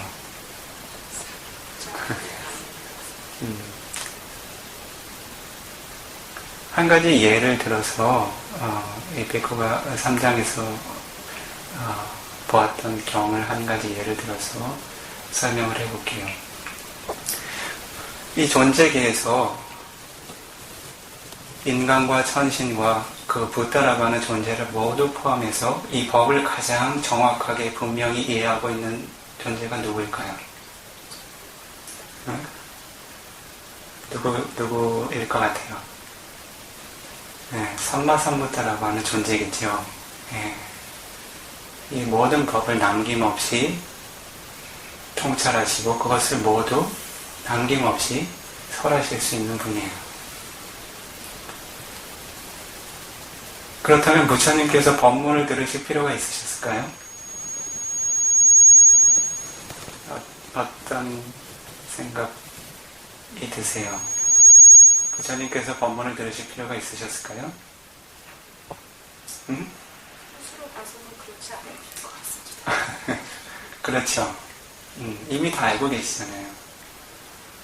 그런데 그렇지 않아요. 부처님께서 삼마삼부타의 경지를 이루셨을 때 한 가지 허전함을 느끼셨다고 그래요. 그 허전함은 불순업의 마음에서 오는 보통의 사람들의 허전함은 아니에요. 그것은 끼리야의 마음이라고 합니다. 결과가 없는 종류의 마음이에요. 그러니까 보통 사람들이 그 도마나사라고 하는 마음의 우울함 혹은 허전 그런 불안정한 상황에서 생겨나는 종류의 마음의 상태는 아니에요. 그런데 부다에게도 허전함이 있다는 거예요. 어떤 허전함이요? 삼마삼부타를 이루고 난 이후에 어떤 허전함을 느끼셨을까요? 네? 과거의 마음이요? 응? 이 부다에게 더 이상 스승은 존재하지 않는다라고 하는 허전함을 느끼셨다고 그래요. 그래서 부다께서 어떻게 하셨다고 그래요? 자신 스스로가 깨달은 법을 스승으로 삼으셨다고 그래요. 이해하시겠어요? 존재로서의 스승은 더 이상 존재하지 않는다는 자각을 하게 될 때 허전함을 느끼셨다고 그래요. 인간들이 느끼는 종류의 집착은 아니에요. 구분해서 이 빅코가 표현할 언어가 적절치 않기 때문에 허전함이라고 이야기를 하는 거예요. 그리고 한번 보세요. 부처님께서 심하게 과거 보살행을 닦으실 때 쌓았던 불선업 때문에 종종 질병을 경험하시죠. 그런 것 들어보셨어요? 이 빅코가 나중에 그런 것들도 설명하면 법문을 할 기회가 있으면 좋은데 12가지의 큰 고통을 겪으셨어요. 보살행을 닦으시면서 쌓았던 불선업의 결과를 경험하셨다는 거죠. 몸에 여러 가지 통증을 경험하셨어요. 질병도 경험하시고요. 그 과정들을 부탁해서 아빠다나라고 하는 경전에 테라 아빠다나라고 하는 경전에 그 부다의 생애에 경험해야 했던 고통들을 스스로가 빅코들에게 설명을 하게 돼요. 그래서 부다에게도 그와 같은 고통들이 있고 늙음의 고통이 있고 질병의 고통이 있는데 왜 나만 이렇게 아프고 나만 이렇게 힘든 거라고 신음하시면 되겠어요?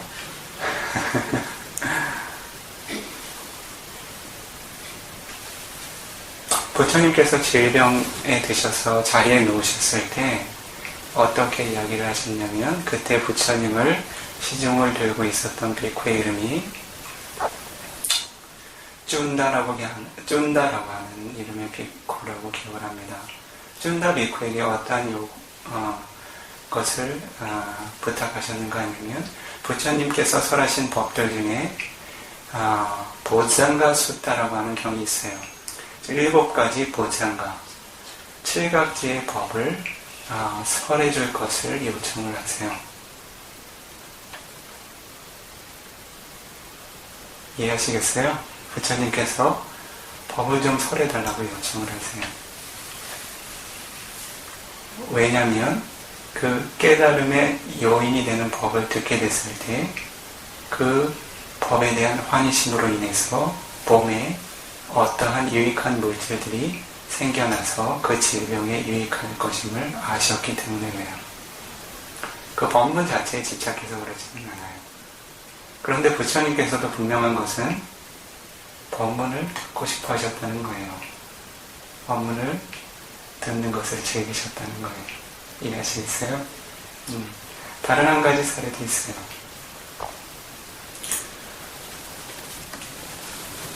마하모갈라나 존재가 과거에 어떤 불선업을 저질렀죠?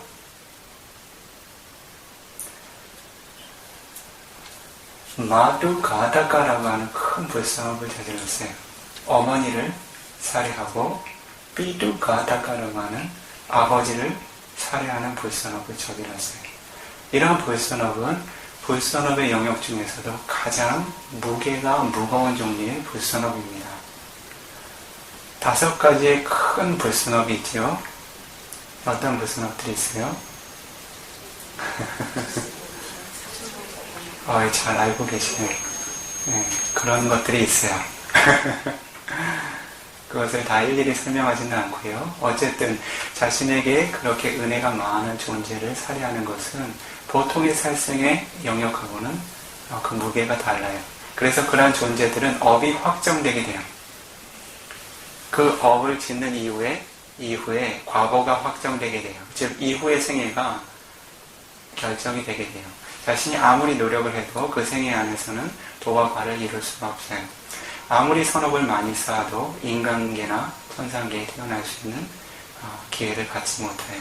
더 나아가서는 자신이 아무리 선정을 쌓으려고 해도 선정이 증득이 안 돼요. 그래서 브라హ్마라고 하는 범천의 생을 얻을 수도 없어요.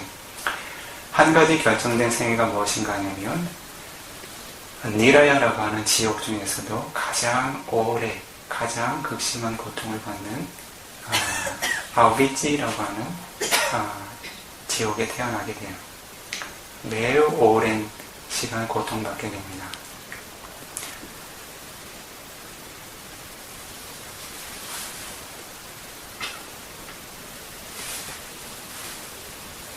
이와 같은 불선업들이 본인들한테는 생기지 않아야 되겠죠.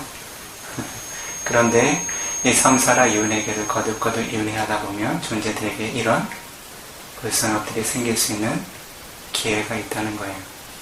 그렇기 때문에 존재들은 이 삼사라 윤회계의 위험을 아셔야 돼요. 자신에게 아위자라고 하는 무명이 뒤덮게 되면 그러한 불선업의 조건들은 반드시 생겨나게 됩니다.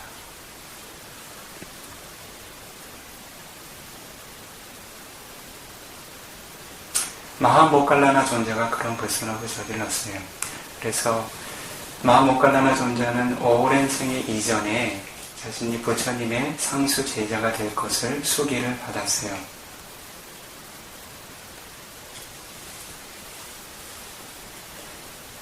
아누마다시 부다라고 기억하는데요. 매우 오래전이에요. 하나의 아승직업과 10만 대 우주가 생성하고 소멸하기 이전의 이야기예요. 그때 부처님의 고타마 부처님의 상수제자가 될 것을 수계를 받았어요. 같은 시기에 사리푸타 존자도 같이 수계를 받게 됩니다. 그래서 실제로 사리푸타라는 이름으로 마하모칼라나라는 이름으로 두 분의 상수 제자의 삶을 살게 돼요. 그런데 큰 불선업의 영향력 때문에 무간지옥이라고 하는 아위지 니라야라고 하는 곳에서 매우 많은 시간, 오랜 시간 동안 고통받고 인간의 생애를 얻었을 때에도 어떻게 과보를 받았는가 하냐면 500여 생애 동안 거듭거듭 처참하게 살해당하는 과보를 받게 돼요. 언제까지? 마지막 파리니파나를 성취할 때까지 아르한의 도화가를 얻고 마지막 고타마 부처님의 상수제자가 돼서 마지막 열반을 성취할 때까지 그 업의 영향력이 다하지 않아요. 그래서 그 중간의 내용들은 생략을 하고 외도들에게 사주를 받은 폭력배들이라고 해야 되나요? 부족들이라고 해야 되나요? 처참하게 고탈을 당하고 난도질을 당하고 해서 거의 죽음 직전에 이릅니다. 주석에는 뼈가 좁쌀 크기만큼 부서질 정도로 매를 맞았다 그래요. 그런데 그 장소에서 바로 열반을 이루지 않습니다. 부처님의 상수 제자들은 반드시 부처님께 허락을 받고 파리니파나에 드는 통례가 있어요. 그래서 마지막 남은 정신력으로 몸을 다시 맞추죠. 신통으로 다시 일어나세요. 모칼라나 존재가 신통에 능하시죠. 그래서 부처님께 가서 마지막 예경을 올리십니다. 그때 부처님께서 무엇을 마지막으로 모칼라나 존재에게 요청하신 것 같으세요? 모칼라나 존재요. 열반에 들기 이전에 이 열애에게 마지막 본분을 설해달라고 요청을 하세요. 생각을 해보세요. 자신과 가장 가까운 상수 제자가 이제 곧 열반에 들, 몸이 완전히 만신창이가 돼서 곧 열반에 들 그런 시점에 부처님께서 더 이상은 그 모칼라나 존재에게 법문을 듣지 못할 것에 대한 아쉬움으로 마지막으로 설법을 해달라고 요청을 하게 되세요. 그런 사례들을 보면 어떨까요? 부처님께서 부처님 스스로가 자신 스스로가 설한 법에 대해서 가치를 알고 계셨다는 거죠. 그리고 그 법을 듣는 것에 대해서 즐거움을 가지셨다는 거예요. 가치를 지니셨다는 거예요. 모든 법을 완전하게 이해하고 계신 부탁께서도 법의 가치를 알고 법을 듣는 이익을 하셨다는 거죠. 마지막으로 한 가지 경을 잠깐 설어보세요. 오늘 법문 시간을 마치도록 할게요. 어떤 경전인가 하냐면요. 난다카 수타라고 하는 경전입니다. 이것은 난다카라고 하는 설법에 아주 능한 비쿠에 관련된 일화예요. 그래서 난다카 비쿠는 자주 승단의 비쿠들을 모아두고서 승단의 비쿠들을 훈계하고 잘 설해진 법으로 그것을 계도하는 것으로 이름이 나 있었습니다. 즉 법을 아주 잘 설하는 비쿠로 그렇게 이름이 나 있었어요. 그래서 그 날도 비쿠들을 모아두고 비쿠들이 매우 기뻐하고 즐거워할 만한 그러한 법들을 설하고 계셨습니다. 그때 부처님께서 난다카 비쿠가 나머지 승단의 비쿠들을 설하고 있는 장소를 방문하게 됩니다. 아타코 바가와 사야누 사마야 파티살라나 우티도 예나 누파타나 살라 데누파 상카미.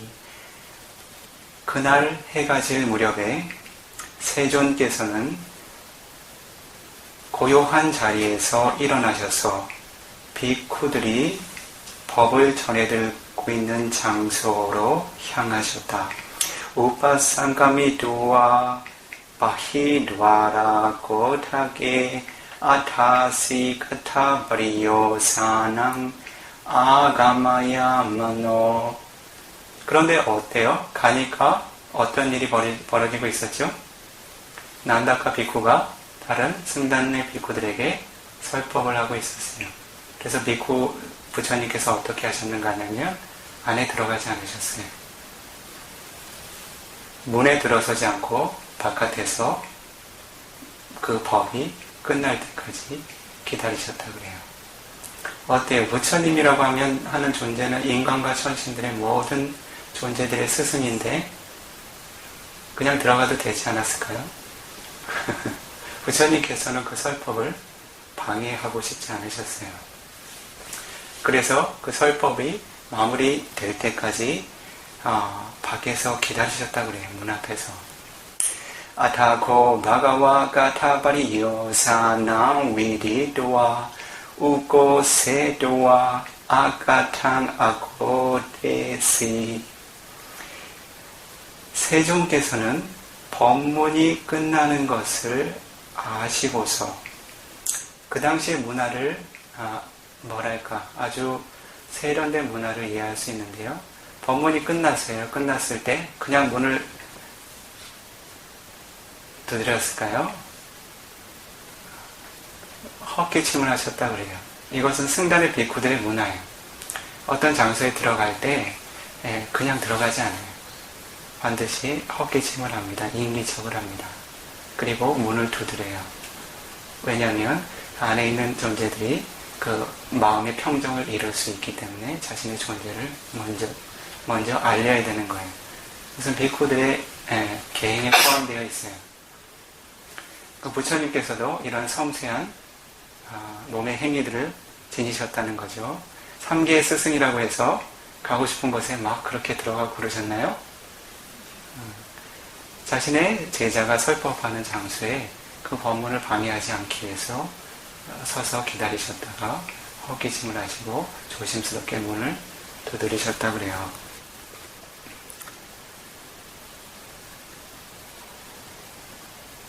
위와린수 코데 비쿠 바가와도 누아랑 비쿠들이 그 소리를 듣고서 문을 열어줬겠죠. 열어준 이후에 아타코 바가와 우파탄 아살랑 바위시투와 바냐타사네니시티. 다른 한 가지 문화예요. 승단의 비쿠들이 됐건 선배 비쿠들이 됐건 혹은 부처님이 오셨건 항상 오시면 어떻게 해요? 자리를 마련해 드려야 돼요. 앉으실 자리를 마련해 드리게 됩니다.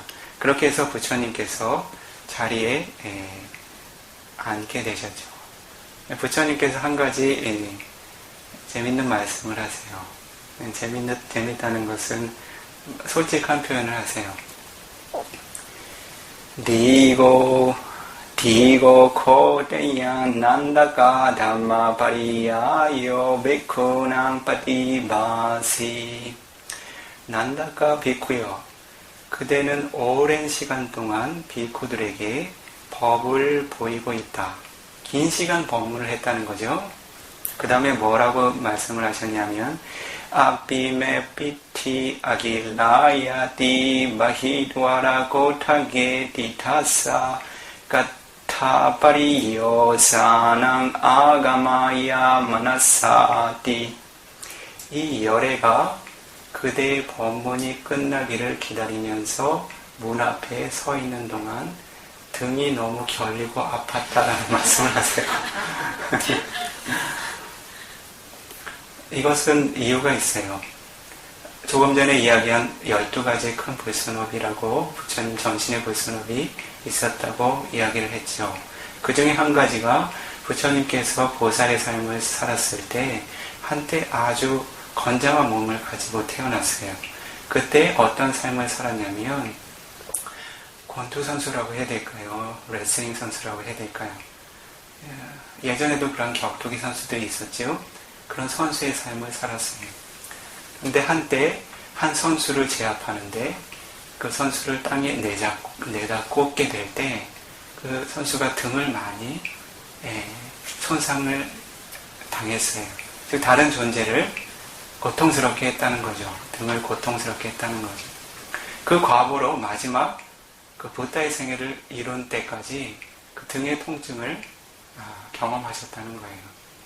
때로는 부다께서 어떤 장면도 보이시냐면 설법을 하시게 될 때 오랜 시간 설법을 하지 못하세요. 앉은 자세로 오랜 시간 설법을 하지 못하세요.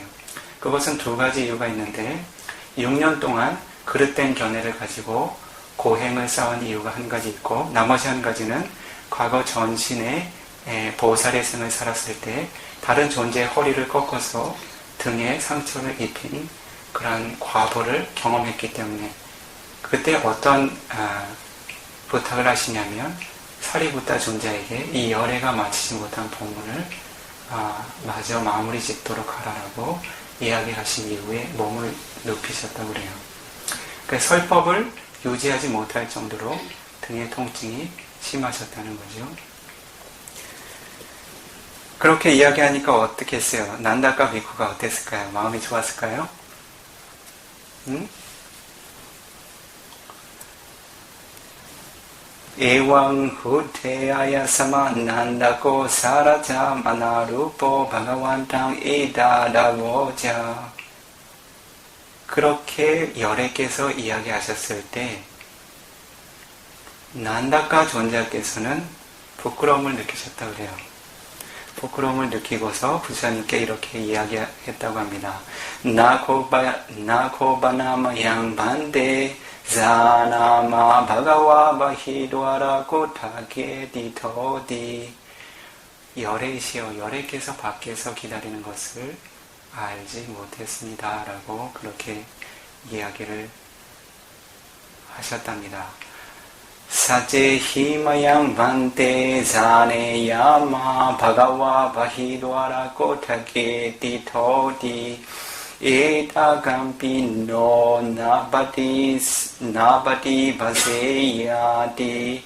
만약에 이 비쿠가 열애께서 밖에서 기다리는 것을 알고 있었다면 그렇게 법문을 길게 하지 않았을 텐데요 라고 그렇게 이야기합니다.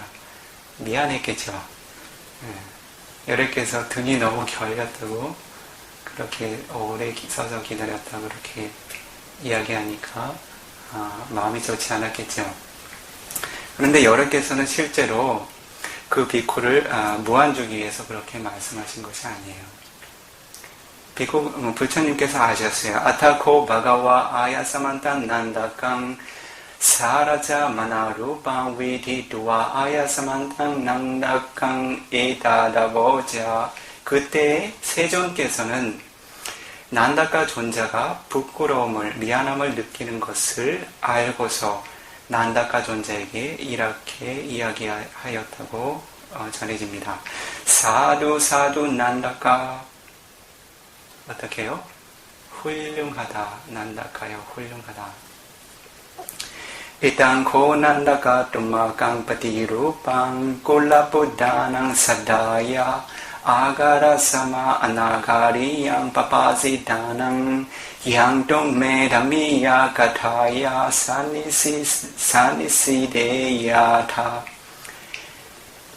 속세의 삶을 버리고 이 출세간의 법을 추구하는 출가자가 된 훌륭한 선한 존재들은 그와 같이 법을 선에 듣는 것이 매우, 설하고 듣는 것이 매우 적절한 일이다.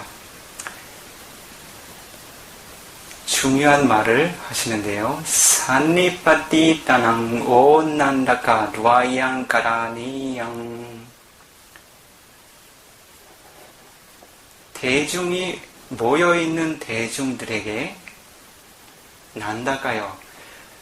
모여있는 대중들이 취해야 할 두 가지의 적절함이 있다라고 합니다. 여기도 대중이 모여있죠. 두 가지의 적절함이 무엇일까요? 담미와 가타 아리요와 둔니바워. 두 가지가 뭐예요?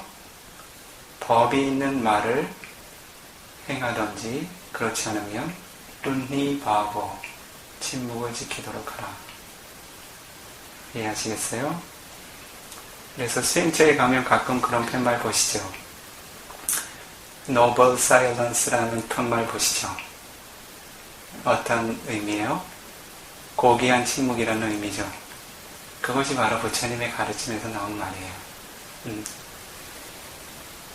아리요와 둔니바보. 고귀함을 지닌 침묵이라고 이야기해요. 그래서 고귀한 존재들은 어때요?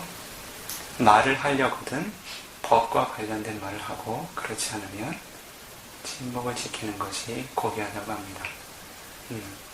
그래서 부처님께서는 법을 설하는 가치를 이와 같이 칭찬을 하셨어요. 그리고 실제로 부처님께서는 그 난다카 비쿠가 설하는 법을 듣고 그것이 만족스러우셨기 때문에 그 자리에서 기다리고 계신 거예요.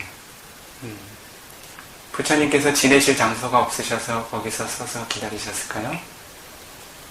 법을 설하는 것을 알고서 돌아가셔도 되잖아요. 부처님께서 처소에서 나오신 거잖아요.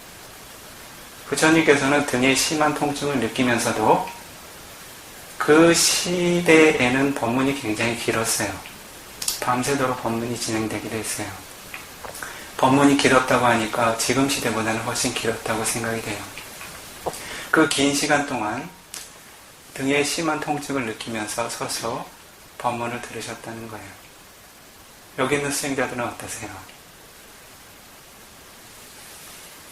문지방에서 서서 법문을 들으라고 하면 얼마나 들을 수 있을까요? 응? 앉아서 듣는 것도 쉽지 않죠. 이야기하는 것은 부처님께서는 이와 같이 법을 듣는 이익을 스스로가 실천하고 경험하셨다는 거예요. 그 법을 완전하게 성취하고 모든 것을 바르게 이해하고 스스로도 모든 것을 설하실 수 있는 부처님께서도 그와 같은 좋은 문화를 보여주셨다는 거예요. 그런 것들을 후대의 부처님의 아들, 딸들이 본받아야 된다는 거죠. 그렇죠. 우리는 너무 부족한 것이 많잖아요. 이 비쿠도 마찬가지예요. 너무 잘 알고 있기 때문에 설하는 것이 아닙니다. 이 비쿠가 능력이 닿는 만큼만 설하는 거예요. 그래서 이 장소에 있는 수행자들께서는 이와 같이 법을 전해드릴 수 있는 기회를 얻게 된 것에 대해서 가치를 우선은 숙고하실 수 있도록요. 그리고 부처님 당신께서도 그 법을 듣는 이익에 대해서 훌륭한 가치를 지니셨다는 거죠. 알고 계셨다는 거죠. 그리고 이후의 존재들 또한 그런 가치를 지니시기를 원하셨어요. 그래서 이 자리의 수행자들이 이후에 진행될 법문들, 그리고 이 비쿠가 행하는 법문이건 다른 스승들이 행하는 법문이건 간에 그 법을 전해드릴 수 있는 기회가 있다면 게으름이 없도록요. 존중하는 마음으로 법을 청하고 법을 들으실 수 있도록요. 그러한 마음가짐을 가지실 수 있도록 이 비쿠가 이러한 법문을 처음 열어서 펼쳐 보였습니다. 이전에 이야기한 그 법문의 본론 주제는 다음 법문 시간에 진행해 나가도록 하겠습니다. 그 법문의 근간이 되는 경들을 잠깐 열어서 살펴봤어요. 그래서 오늘 이와 같이 수행자들께서 잘 집중된 마음으로 바르게 설해진 법을 전해드리신 훌륭하신 공덕행의 원인으로 만나는 생애마다 바른 법을 바르게 전해 듣고 바르게 수행할 수 있는 훌륭한 생애들을 얻을 수 있기를, 모든 뜨겁고 위험한 번뇌의 흐름들 완전히 마르고 닿고 소멸하여 어떠한 고통과 위험도 없는 니바나 열반의 행복에까지 하루속히 안전하게 이르실 수 있기를 기원합니다. 사두 사두 사두.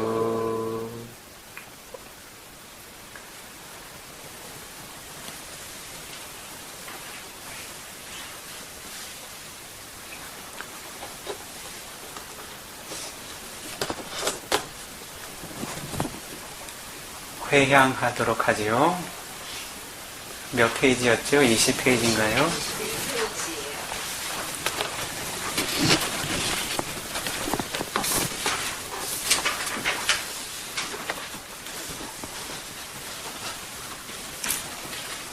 이랑메 분양 아사와카야 와항 호두.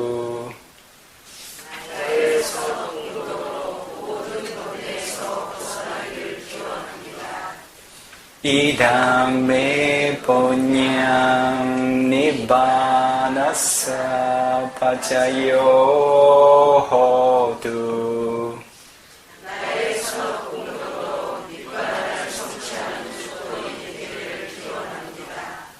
마마 punya bhagang sabba sadanang bhajemi.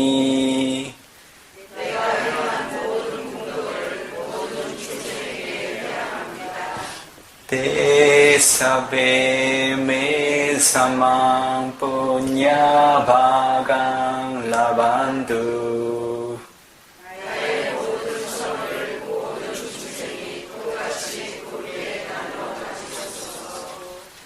사두 사두 사두.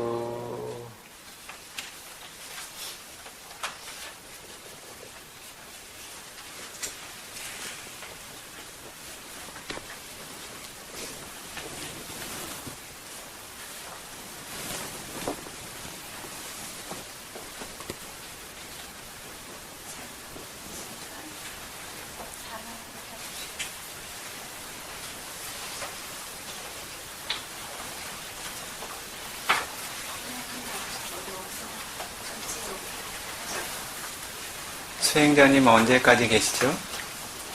네. 하나님과 십자군이 아니거든요. 네. 오늘까지 있어요. 월요일이요? 오늘이 무슨 요일이죠?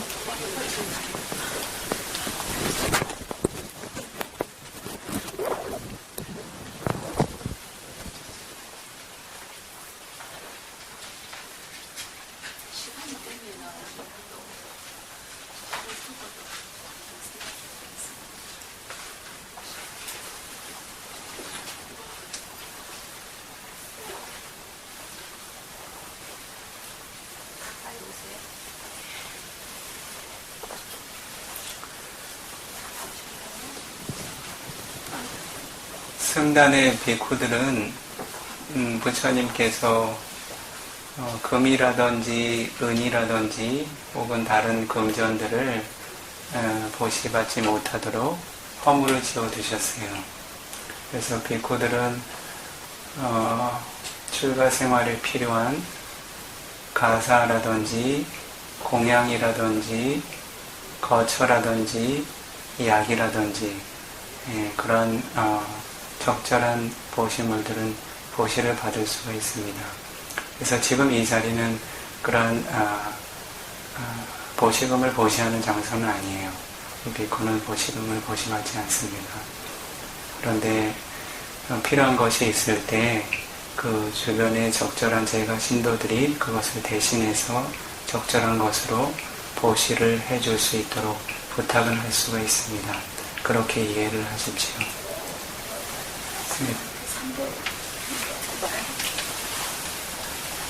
니파나사 바자요 호두 수키 호두 니파나사 바자요 호두 수키 호두 니파나사 바자요 호두 수키 호두.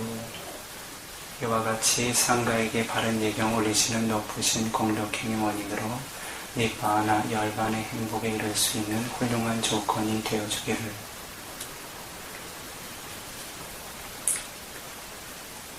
마음속으로 승단의 모든 개정해의 가치를 지니고 있는 그러한 승단의 가치를 마음에 떠올리시고 그 승단의 구성원들이 가사라든지 공양이라든지 거처라든지 몸의 질병을 치유할 수 있는 약들이 필요할 때 허물에서 자유로운 여법한 보시가 이루어지기를 바라는 마음으로 이 비쿠가 하는 말을 따라하시도록 하십시오. 마양 반대 상사라 와타 두카도 모자나타야 상가사 대마. 존경하는 스님, 이 수행자들은 거듭 태어나고 거듭 늙고 거듭 병들고 거듭 죽어야 하는 고통들, 모든 뜨겁고 위험한 번뇌의 흐름들, 완전히 마르고 다하여 어떠한 위험도 없는 니바나 열반의 행복을 성취하기 위한 올바른 바램을 지니고 계율행의 공덕, 마음 집중의 공덕, 통찰지의 공덕을 지니신 부처님의 아들이자 제자이신 높으신 상가의 비쿠에게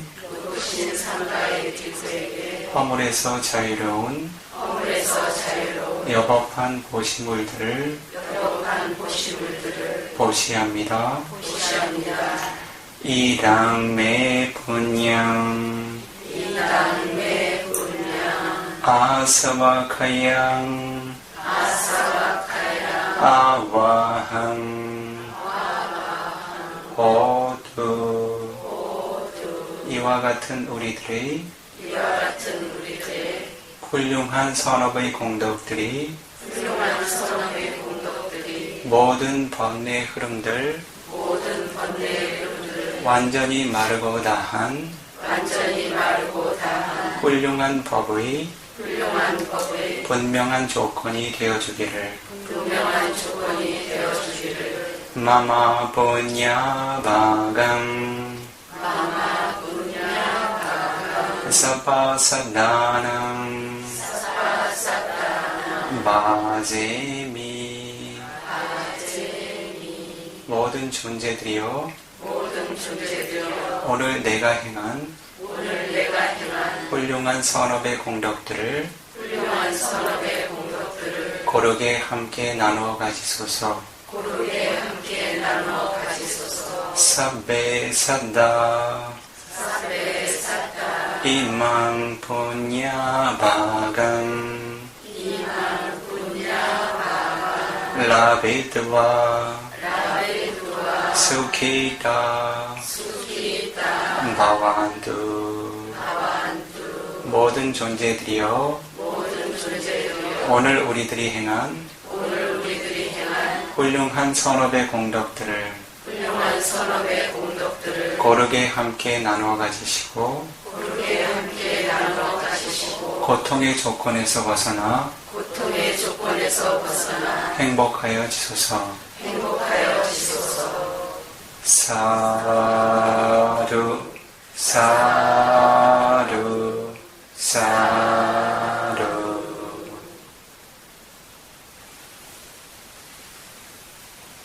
사두 사뿌리사 사두 사두. 선하신 존재들의 높으신 공덕행위 참으로 훌륭합니다. 참으로 훌륭합니다. 참으로 훌륭합니다.